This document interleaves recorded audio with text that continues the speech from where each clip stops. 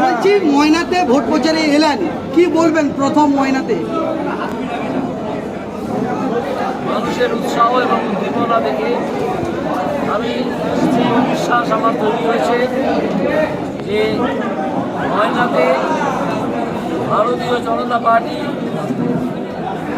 অন্য প্রতিপক্ষ দলের চেয়ে অনেক অনেক বেশি ভোট পাবে এবং আমার মনে হয়েছে যে ময়নাতে ভারতীয় জনতা পার্টির প্রার্থী অন্তত 40,000-এরও বেশি ভোটে এগিয়ে থাকে।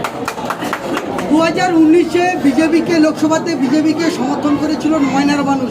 2021 সালে ময়না থেকে বিজেপির বিধায়ককে বিধানসভায় পাঠিয়েছিলেন। 2024-এ কি আশা করছেন? বললো তো 40,000-এর বেশি ভোট দেবে।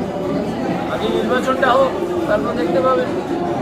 স্যার, একটা বিষয়, আরামগড়ের খালিনা বাজার, সেখানে আপনার ছবিতে ব্যঙ্গচিত্র করে বিভিন্ন দিকে প্রচার করা হচ্ছে, কী বলবেন?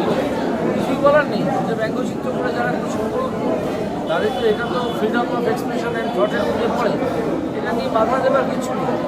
আমি এরকম বলবো না যে সেই বিকেশ মহাপাত্রকে যেরকম একটা ব্যঙ্গচিত্রের জন্য যেরকম দিতে হয়েছিল সেরকম করা উচিত। এইসব করার শৈলতন্ত্রী মানসিকতার যারা তারা আমাদের গণতন্ত্রের ভালো খারাপ সব নিয়েই চলবে। মহুয়া মৈত্র ইডির সমন এড়ালেন এবং প্রচারে যাওয়ার জন্য আবার নতুন করে কথা বলবেন। আর মহুয়া তো একটা অন্যায় করেছে, এটা তো প্রমাণ হয়ে গেছে, সংসদীয় কমিটির কাছে। ইডির সমন এড়াচ্ছেন কারণ তার ভয় আছে, যদি তাকে এমন কিছু পুষ্টি করতে পারে, এমন কিছু প্রমাণ দেখাতে পারে যাতে তিনি আরও জড়িয়ে যাবেন এই অপরাধের সঙ্গে। একটা অপরাধ, সাংঘাতিক অপরাধের কাজ করতে পড়েছে।